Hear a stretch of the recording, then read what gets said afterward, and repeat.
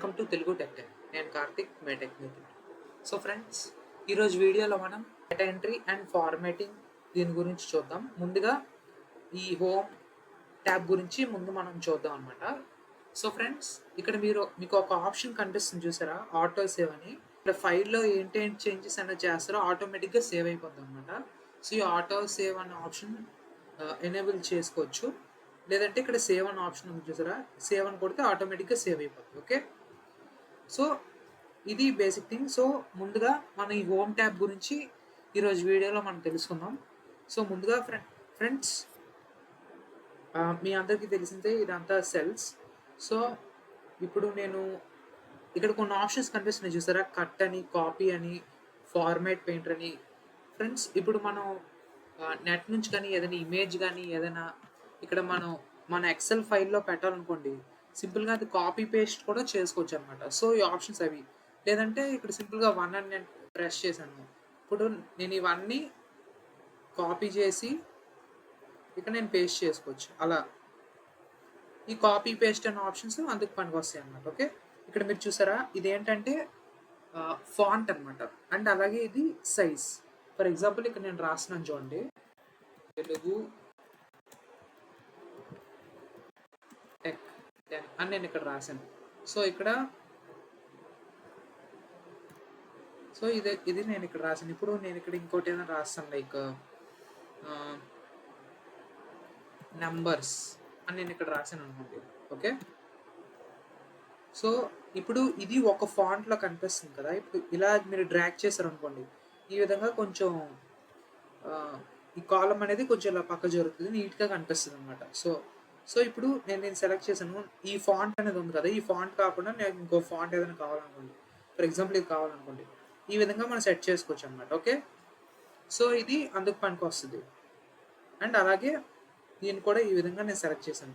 So friends, ఇక్కడ 11 అని default size ఉంది కదా, మనకు నచ్చలేదు అనుకోండి, కొంచెం పెద్దగా ఉండాలనుకోండి, ఇలా పెంచుకోవచ్చు అనమాట. ఓకే, సో అలాంటప్పుడు ఈ సైజ్ అనేది కూడా ఇంక్రీజ్ అవుతుంది సెల్కి, మీరు గమనించారా? సో అలాగే దీనికి చూడండి, అంటే అది తీసుకున్న సైజ్ బట్టి ఆ సెల్ సైజ్ అనేది ఇంక్రీజ్ అవుతుంది అనమాట. ఓకే, సో అలాగే దీన్ని కొంచెం ఇలా పక్క జరుపుకుందాం. ఓకే,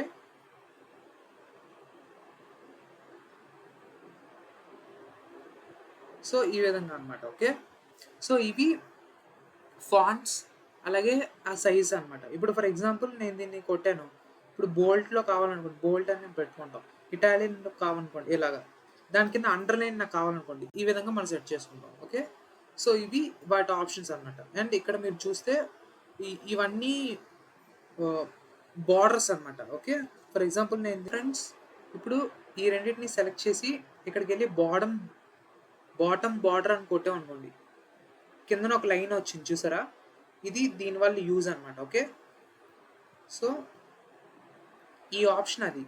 ఇక్కడ మీరు చూసారా, కలర్ అనేది ఉంది. ఇప్పుడు ఫర్ ఎగ్జాంపుల్ నేను దీన్ని సెలెక్ట్ చేసి క్లిక్ చేశాను అనుకోండి, ఈ కలర్ అనేది ఈ విధంగా మారుతుంది అనమాట కాలమ్స్కి.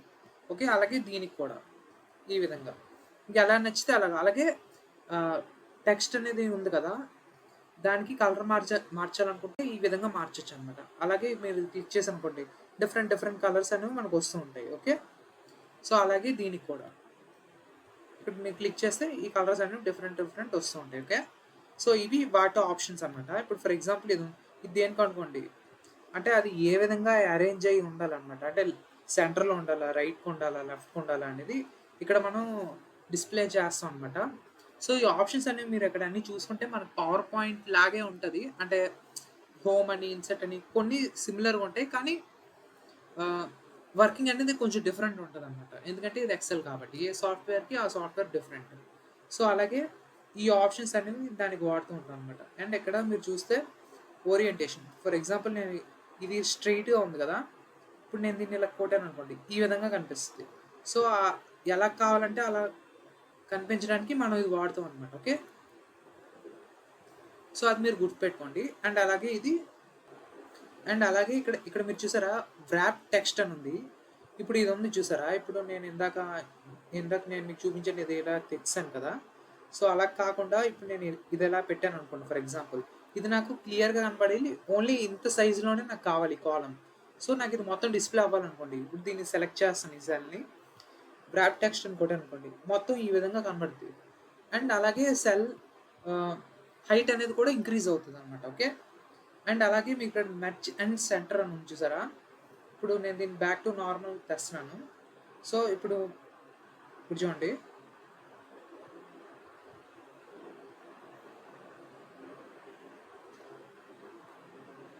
చూసారా, మెర్జ్ అండ్ సెంటర్ అంటే మధ్యలోకి వచ్చింది.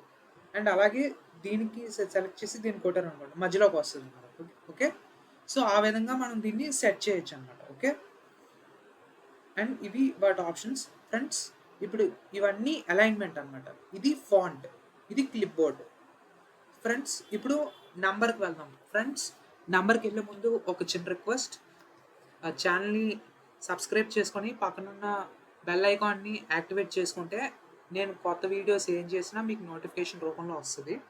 సో మీరు సబ్స్క్రైబ్ చేసుకుంటే మనం ఈ నంబర్కి స్టార్ట్ చేద్దాం అనమాట. ఓకే, సో ఫ్రెండ్స్, ఈ నంబర్స్ అనేవి ఇప్పుడు మనం ఇక్కడ నంబర్స్ అనేవి మనం ఇక్కడ ఇస్తాం కదా.